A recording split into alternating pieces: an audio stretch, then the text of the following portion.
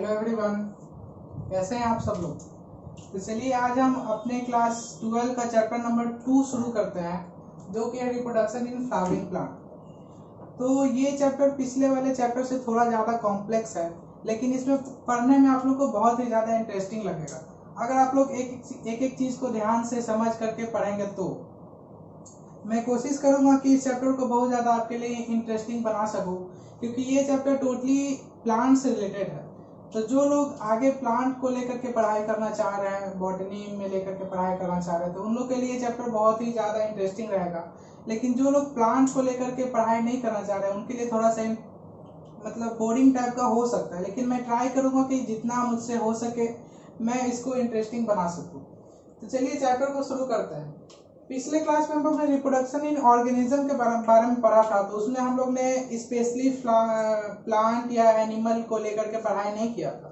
उसमें हम लोग ओवरऑल क्या किए थे कि जितना भी ऑर्गेनिज्म है, चाहे वो प्लांट हो, एनिमल हो, छोटा से छोटा माइक्रो ऑर्गेनिज्म क्यों ना हो, सबको लेकर के हम लोग ने एक साथ पढ़ा था। इस चैप्टर में हम लोग को सिर्फ स्पेशली फ्लावरिंग प्लांट के बारे में ही पढ़ना है। अच्छा, फ्लावरिंग प्लांट को एंजियोस्पर्म भी बोलते हैं, ये आप लोग को पता होगा आई थिंक। चलिए स्टार्ट करते हैं। क्लास 11 में आप लोग ने पढ़ा होगा, अगर आप लोग को ध्यान होगा तो क्लास 11 का चैप्टर नंबर 2, उसमें हम लोग ने पढ़ा था आर.एच. विटेकर,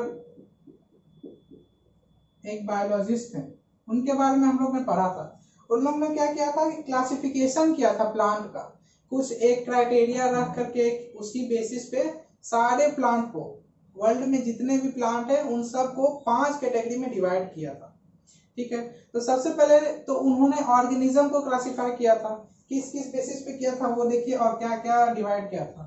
तो पहला डिवीजन क्या था उनका, protista.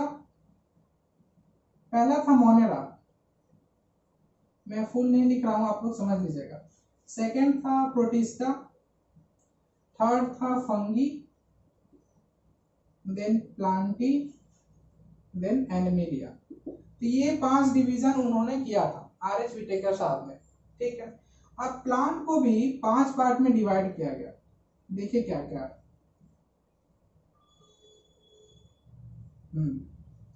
Algae, bryophyte, pteridophyte, gymnosperm and angiosperm. तो हम लोग को क्या करना है कि इस सब डिवीजन में भी सिर्फ जो एंजियोस्पर्म है उसके बारे में हम लोग आज डिटेल में पढ़ने जा रहे हैं अपने इस चैप्टर नंबर 2 फ्लावरिंग प्लांट का रिप्रोडक्शन में। तो देखिए मैं आप लोग को बता दें कि आखिर ये चैप्टर आया कहाँ से, किस किस बेसिस पे डिवाइड होकर के कहाँ कहाँ से ये एंजियोस्पर्म उठ करके आया है, और हम लोग को इसको आज डिटेल में पढ़ना है। चलिए स्टार्ट करते हैं अपने चैप्टर को। सबसे पहले तो हम लोग पढ़ेंगे कि आखिर फ्लावर का यूज कहाँ आता है। आप लोग को बोर्ड पे कुछ कुछ क्वेश्चन दिख रहा होगा, हालांकि आप लोग को ऐसा लग रहा होगा कि ये तो फालतू का क्वेश्चन है, फ्लावर का नाम थोड़ी पूछता है एग्जाम में।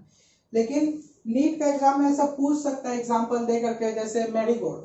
मैरीगोल्ड किस टाइप का प्लांट है, ऑर्नामेंटल प्लांट है कि कल्चरल सेलिब्रेशन में यूज होता है कि कहाँ यूज होता है, इस तरह का ऑप्शन दे करके पूछ सकते हैं आपसे। तो हम लोग रिस्क नहीं लेंगे, सारी चीज को कवर करेंगे। सबसे पहला पॉइंट लगाइए कि फ्लावर यूज कहाँ होता है। लिखिए, these are used to, these का मतलब फ्लावर है, समझिएगा। these are used to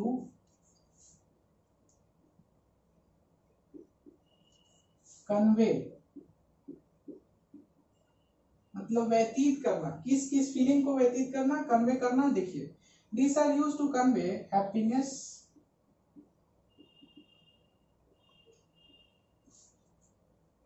joy, sad moment, और क्या क्या कन्वे कर सकते हैं, अफेक्शन। अफेक्शन का मतलब होता है स्नेह, किसी से स्नेह करना, उस चीज को व्यतीत करने के लिए भी हम लोग फ्लावर का यूज करते हैं। और क्या हो सकता है, ग्रीफ। ग्रीफ का मतलब होता है शोक, लिख लीजिएगा। और क्या, मॉर्निंग। मॉर्निंग का मतलब होता है किसी का डेथ हो जाने पे हम लोग फ्लावर का यूज करते हैं। तो आप लोग को समझ में आ गया होगा, ये पॉइंट ध्यान से नोट कर लीजिएगा। इससे क्या होता है कि आपके नोट्स को मतलब ग्लोरीफाई हो जाता है आपका नोट्स, मतलब सुंदर दिखने लगता है। कोई भी पढ़ने वाला आपका नोट्स स्टार्टिंग में पढ़ेगा और इस तरह का पॉइंट देखेगा तो पढ़ने में अच्छा लगेगा। नहीं तो हम लोग स्टार्टिंग में फ्लावरिंग प्लांट का एक तो फोटो बना दिए, फ्लावर का फोटो बना लिया, उसके बाद डिटेल में पढ़ना है तो वो कुछ उतना ज्यादा बढ़िया नहीं लगता। अब देखिए आपके टेक्स्ट बुक में ये सारे क्वेश्चन सेम इसी तरह से लिखे हुए हैं, हालांकि वो सब क्वेश्चन आपके 12 बोर्ड पॉइंट ऑफ व्यू से इंपॉर्टेंट नहीं है, लेकिन नीट में इस तरह का क्वेश्चन आ सकता है। तो एग्जांपल लिख लीजिएगा। पहला क्वेश्चन है कि ऑर्नामेंटल वैल्यू से रिलेटेड 5 फ्लावर का नाम बताइए। मतलब ऑर्नामेंटल वैल्यू मतलब क्या हुआ, जिस चीज को, जिससे हम लोग क्या मार्केटिंग कर सकते हैं, जिससे हम लोग को मनी का इनकम आ सकता है, उसको हम लोग बोलते हैं ऑर्नामेंटल वैल्यू। या फिर जिसको हम लोग बोल सकते हैं पूजा वगैरह इस तरह का चीज में, या फिर ऐसा भी हो सकता है कि ज्वेलरी के रूप में जिस चीज का, जिस फ्लावर का यूज किया जाता है उसको हम लोग ऑर्नामेंटल वैल्यू ऑफ फ्लावर बोल सकते हैं। आप लोग एग्जांपल लिख लीजिएगा इसका। फर्स्ट एग्जांपल क्या क्या हो सकता है देखिए। पहला हो सकता है मैरीगोल्ड हो सकता है,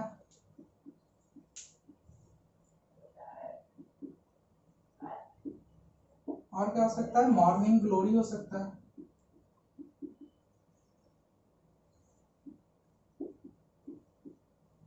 और कौन कौन से फ्लावर आ सकते हैं ऑर्नामेंटल वैल्यू में, सोचिए। मून फ्लावर आ सकता है,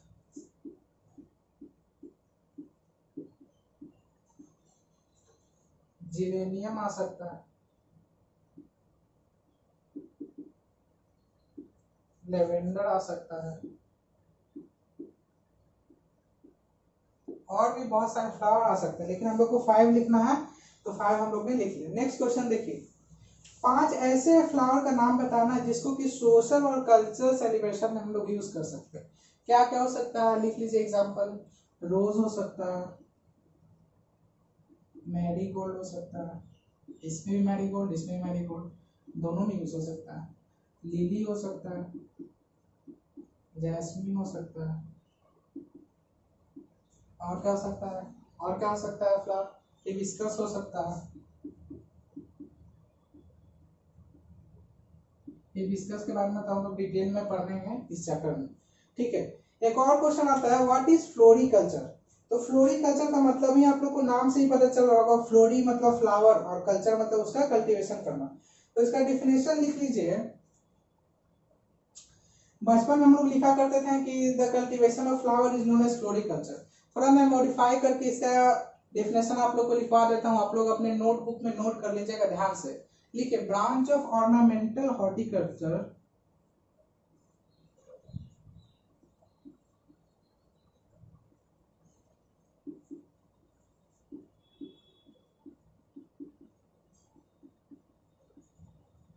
हॉर्टिकल्चर मतलब होता है प्लांट्स का प्रोडक्शन करना। तो फ्लावरिंग प्लांट भी एक तरह का प्लांट ही है, इसलिए इसको हॉर्टिकल्चर के ब्रांच में रखा हुआ है। और ऑर्नामेंटल इसीलिए लिखा हुआ है क्योंकि जो चीज से हम लोग को यूज हो सकता है, हम लोग सिर्फ वही फ्लावर का प्लांट ग्रो करेंगे, फालतू का फ्लावर तो ग्रो नहीं करेंगे, इसलिए ऑर्नामेंटल वर्ड यहाँ पर यूज किया हुआ है। तो branch of ornamental horticulture related with growing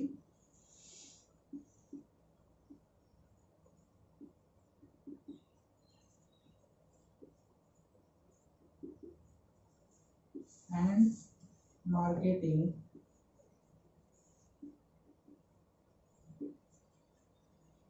branch of ornamental horticulture related with growing and marketing of flowers and ornamental plants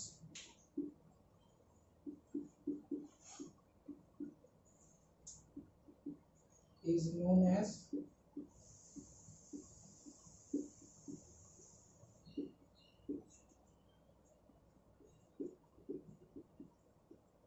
floriculture. तो आई होप कि फ्लोरिकल्चर का डिफिनेशन आप लोग को क्लियर हो गया होगा। तो चलिए अब हम लोग अपने मेन चैप्टर के टॉपिक के ऊपर बढ़ते हैं, जो कि है फ्लावर के बारे में पढ़ना। तो सबसे पहले तो हम लोग देखेंगे कि फ्लावर का पार्ट्स कौन कौन सा होता है।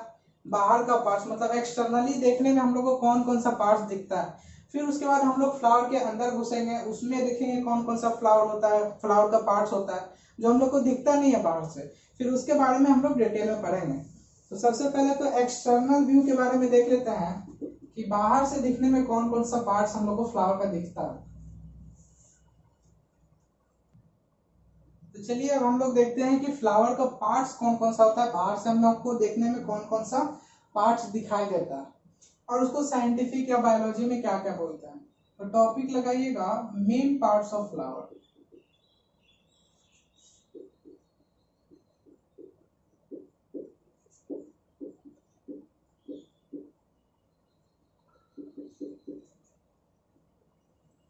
फ्लावर के मेन कौन कौन से पार्ट्स हैं। तो सबसे फर्स्ट पार्ट जो है उसका नाम लिखिए कैलिक्स। अब कैलिक्स क्या होता है ये चीज समझिए। कैलिक्स को हम लोग सेपल भी बोल सकते हैं। अब ये आप लोग को हो सकता है कि नहीं पता होगा क्योंकि आप लोग ने फ्लावर का कभी डाइसेक्शन नहीं किया होगा, इसलिए आप लोग को नहीं पता होगा कि कैलिक्स क्या होता है। तो मैं आप लोग को बता दूं कि अगर आप लोग हिबिस्कस का फ्लावर लेंगे यानी कि चाइना रोज का फ्लावर लेंगे तो नीचे में यहाँ पर आपको पेटल दिखेगा, इस तरह से अरेंज होगा पेटल, ठीक है। और यहाँ से ये थैलेमस होगा जहाँ से ब्रांच का प्रोडक्शन स्टार्ट होगा। अब ये थैलेमस के ऊपर इस तरह से आप लोग को कुछ ग्रीनी ग्रीनी स्ट्रक्चर नजर आएगा, वो कभी कलरफुल नहीं होता है। इस तरह से देखिए, तो इस तरह का जो स्ट्रक्चर होता है जहां से कि पेटल निकलना शुरू होता है उसी को हम लोग बोलते हैं कैलिक्स। ऐसे अगर नहीं समझ में भी आया होगा आप लोग को तो कोई दिक्कत नहीं है, हम लोग जब डाइसेक्शन ऑफ हिबिस्कस करेंगे तो उसमें आप लोग को क्लियर हो जाएगा कि कैलिक्स क्या होता है, कोरोला क्या होता है, सारे आपको पार्ट्स क्लियर हो जाएंगे। अब देखिए कैलिक्स क्या है, ग्रीन सेपल। अब ये प्रेजेंट कहां पर होते हैं, आउटर मोस्ट, यानी कि जब हम किसी भी फ्लावर को ऊपर से ऐसे देखें तो सबसे पहले बाहर का लेयर हम लोग को क्या दिखेगा, सबसे बाहर का लेयर हम लोग को कैलिक्स दिखेगा, आउटर मोस्ट लेयर है। अब ये देखिए कैलिक्स का रिप्रोडक्शन में कोई यूज है कि नहीं है, ये चीज देखिए। तो कैलिक्स का रिप्रोडक्शन में कोई यूज नहीं है। अगर रिप्रोडक्शन के बेसिस पे हम लोग देखें तो कैलिक्स नॉन इसेंशियल है, ठीक है, on the basis of reproduction. Number 2 Corolla. अब कोरोला क्या होता है, सेपल। कैलिक्स अगर सेपल है, ध्यान दीजिएगा, कैलिक्स को सेपल बोलते हैं तो कोरोला को क्या बोलते हैं, पेटल्स। अब मैंने ग्रीन क्यों नहीं लिखा, क्योंकि पेटल कोई भी कलर का हो सकता है, या तो वो ग्रीन भी हो सकता है, रेड भी हो सकता है, किसी भी कलर का हो सकता है, ऑन द बेसिस कि वो किस तरह का पॉलिनेटिंग एजेंट से उसका पॉलिनेशन होता है। ये चीज हम लोग आगे पढ़ेंगे, उसका टेंशन नहीं है। तो कैलिक्स को सेपल बोलते हैं, कोरोला को पेटल बोलते हैं। जो हम लोग को इस तरह से जो पेटल दिखता है बाहर से, जो देख हम लोग को सबसे पहले जो दिखता है सबसे बड़ा सा स्ट्रक्चर, जैसे अगर हिबिस्कस देखे तो उसमें रेड रेड कलर का पेटल्स होता है, तो उसी को हम लोग पेटल्स बोलते हैं। तो कैलिक्स सेपल है, कोरोला पेटल है। अब देखिए कोरोला प्रेजेंट कहाँ होता है, तो बिटवीन कैलिक्स एंड कैलिक्स और किसके बीच में प्रेजेंट होता है, बिटवीन कैलिक्स एंड गायनेसियम।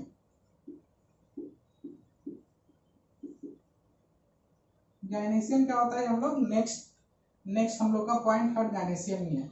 अब देखिए जिस तरह से कैलिक्स रिप्रोडक्शन के बेसिस पे नॉन इसेंशियल है, कोरोला भी रिप्रोडक्शन के बेसिस पे नॉन इसेंशियल है। मतलब रिप्रोडक्शन करने में कोरोला का कोई भी रोल नहीं होता है, ध्यान से नोट कर लीजिएगा इस चीज को। अब देखिए पॉइंट नंबर 3, कैलिक्स हो गया, कोरोला हो गया, अब एंड्रोसियम। एंड्रोसियम क्या होता है,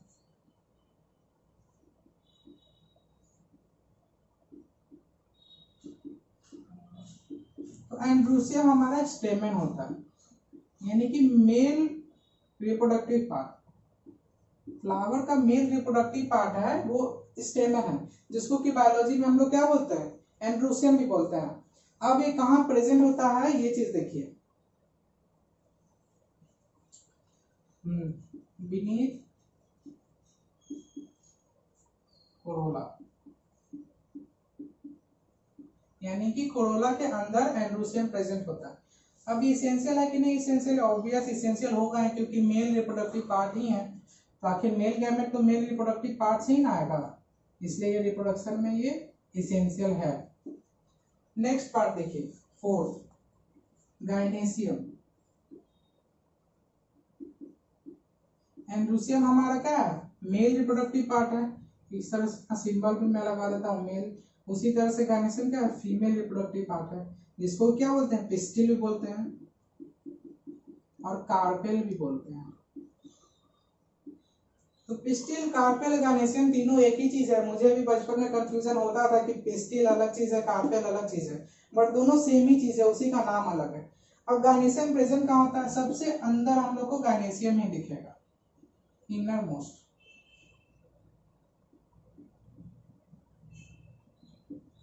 और ये एसेंशियल कि नहीं है, ऑब्वियस एसेंशियल होगा ही, क्योंकि इसी में तो एम्ब्रायो का फॉर्मेशन होगा। तो आई होप कि आप लोग को फ्लावर का ये मेन 4 पार्ट समझ में आ गया होगा। और भी पार्ट्स हैं, इसको हम लोग डिटेल में पढ़ेंगे इस चैप्टर में, हम लोग को तो यही पढ़ना ही है। ऐसे आप लोग को यहाँ पे एक टिपिकल बाइसेक्सुअल फ्लावर का आपको फिगर दिख रहा होगा। आप लोग चाहे तो अपने नोटबुक में इसको डायग्राम को नोट कर सकते हैं, अगर जरूरत पड़े तो। मेरे हिसाब से तो नोट कर लेना चाहिए, क्योंकि आगे भी आप लोग को नोट करना ही पड़ेगा। तो हो सकता है कि अभी नोट करें तो आगे जरूरत ना पड़े, इसलिए नोट कर लीजिए। जितने भी लेबलिंग इसमें किए हुए हैं सब चीज को नोट कर लीजिए। तो चलिए हम अपने नेक्स्ट टॉपिक के ऊपर बढ़ते हैं। चलिए अब नेक्स्ट टॉपिक के ऊपर बढ़ते हैं। टॉपिक लगाइएगा, यहां से हम लोग का मेन चैप्टर जो है वो स्टार्ट हो रहा है, सेक्सुअल रिप्रोडक्शन।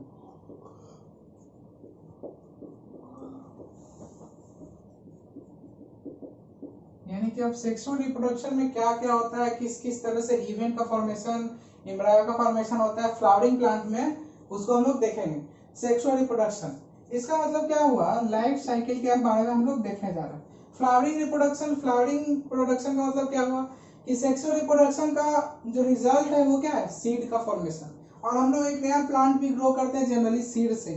तो एक सीड से नया सीड का फॉर्मेशन हो गया, वही एक तरह का लाइफ साइकिल भी हो गया सीड फॉर्मेशन का। तो लिख लीजिएगा life cycle of an angiosperm.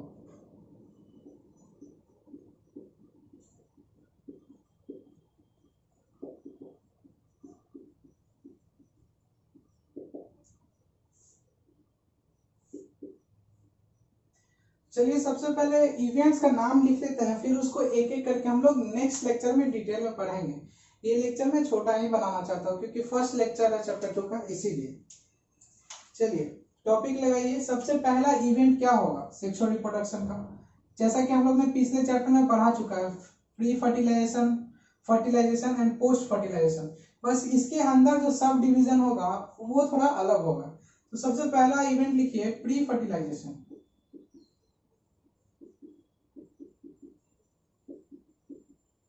ठीक, अब इसके अंदर कौन कौन सा डिवीजन आता है ये देखिए।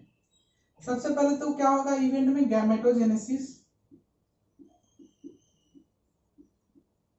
यानी कि गैमेट का सबसे पहले फॉर्मेशन होना पड़ेगा। मेल गैमेट को फॉर्मेशन को हम लोग क्या बोलते हैं, माइक्रोस्पोरोजेनेसिस।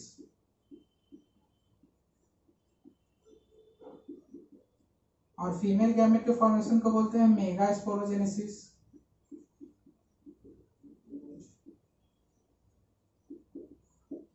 सेकंड क्या होगा प्री फर्टिलाइजेशन में इवेंट, पॉलिनेशन होगा, यानी कि transfer of pollination from the anther to stigma is known as pollination. हम लोग अब इसको डिटेल में देखेंगे। सेकंड क्या होगा इवेंट, फर्टिलाइजेशन।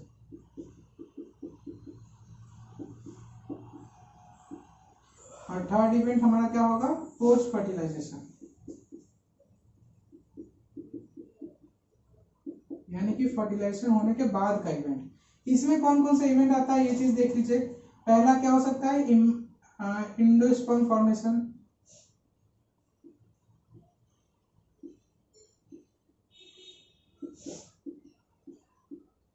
दूसरा क्या हो सकता है, एम्ब्रायोजेनेसिस।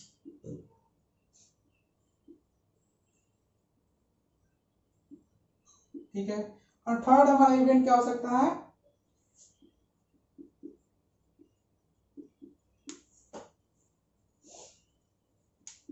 डेवलपमेंट ऑफ, क्या चीज का डेवलपमेंट होगा, सीड का डेवलपमेंट होगा और फ्रूट का डेवलपमेंट होगा। यानी कि ये सारा इवेंट होता है सेक्सुअल रिप्रोडक्शन के अंदर। पूरा चैप्टर में हम लोग इसी सब को डिटेल में पढ़ेंगे, तब जाके हमारा चैप्टर एंड हो जाएगा। तो चलिए, आई होप कि आप लोग ये सब चीज़ बढ़िया से नोट कर लिए होंगे। यहाँ पर अगर कंफ्यूजन है तो आप लोग लिख भी सकते हैं। माइक्रोस्पोरोजेनेसिस का मतलब होता है फॉर्मेशन ऑफ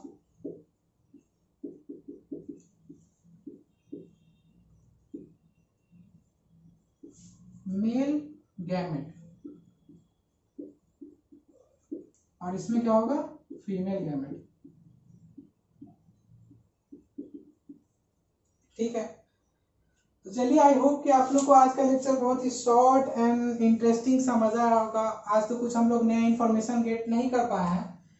तो चलिए, अपने आज के लेक्चर को हम लोग एंड करते हैं और नेक्स्ट चैप्टर को हम लोग स्टार्ट करते हैं। वो लेक्चर थोड़ा लंबा हो सकता है। तो नेक्स्ट लेक्चर में हम लोग बहुत ही जल्दी मिलेंगे। तब तक के लिए थैंक यू।